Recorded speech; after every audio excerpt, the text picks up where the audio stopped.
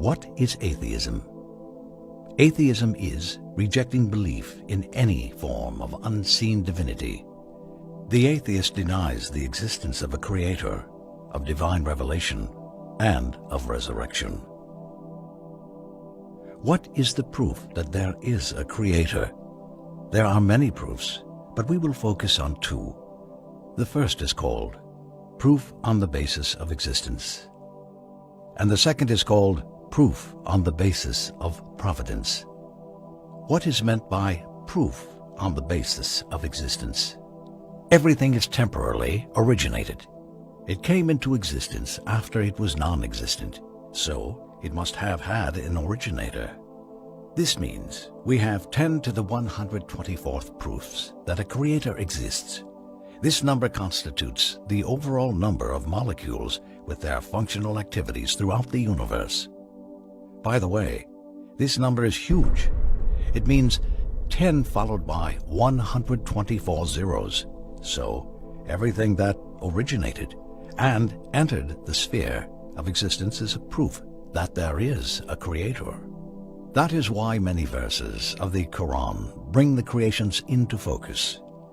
Allah says, "Say, look at whatever exists in heaven and on earth, but signs and warnings do not benefit the unbelievers."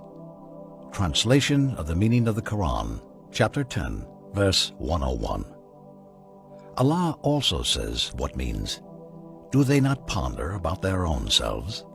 Allah has created the heavens and the earth, and all that is between them, for a purpose and for an appointed time. Yet many deny they will never meet with their Lord." Chapter 30, verse 8.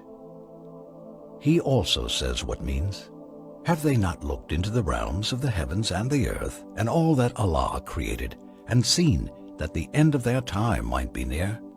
What will they believe in if they do not believe in this?" Chapter 7, verse 185. So everything that has originated is in itself a direct proof that there is an originator. What is meant by proof on the basis of providence?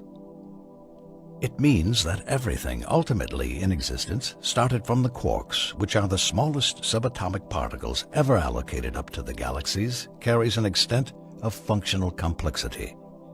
This means that each has a specific and specialized function, and a functional complexity necessarily means a grade above mere existence. Existence is a status, and the complexity within the originated thing is a grade above that status of mere existence. So, everything around you is designed in a special method, so as to carry on a special function. Hence, everything around you carries a functional complexity, and this complexity is a proof of origination, which means that it must have had an originator. An example of this is the lamp. This is a functional complexity. The electric lamp is made up of a coil, a lead wire that connects electricity to the coil, inert gas that protects the coil and does not affect it or the electricity, a glass bulb that prevents the entry of air or the exit of the inert gas, which would otherwise burn the coil, and finally the base of the lamp, which connects the lamp with the socket and ensures the passage of the electrical current. Here, the electric lamp demonstrates a system of complexity that cannot be dismissed or simplified, since it carries a rudimentary, rational indication to the mastery of the manufacturer. Then, the one who denies the masterful formation of the lamp, or assumes that it originated by chance, is the one required to fetch a proof to his assumption. The lamp maker knows pretty much well what electricity means, how it is conveyed, the benefit of the lamp, and the sensitivity of the coil. That's why the presence of the lamp is in itself a proof on the mastery of the maker, while having a diverse array of lamps can never be a proof that it is all just mere chance. Using this same rationalization, we can deduct that a creature with all this functional complexity, the human being, must have had an originator. The lamp is made up of 4 components, whereas the human being is made up of 3 billion components in each and every one of his cells.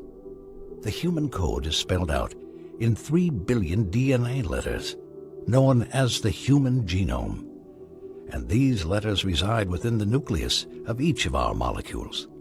So, if you look at the four components of the lamp and deduce that it must have had a maker, and you do not realize that you too must have had a maker, then the problem is in your way of thinking. Allah says, what means, were they created out of nothing, or are they their own creators? Chapter 52, verse 35. Look around and see the extent of complexity associated with virtually everything. There is actually nothing in this whole wide nature that is free from but a degree of complexity, according to the physicists.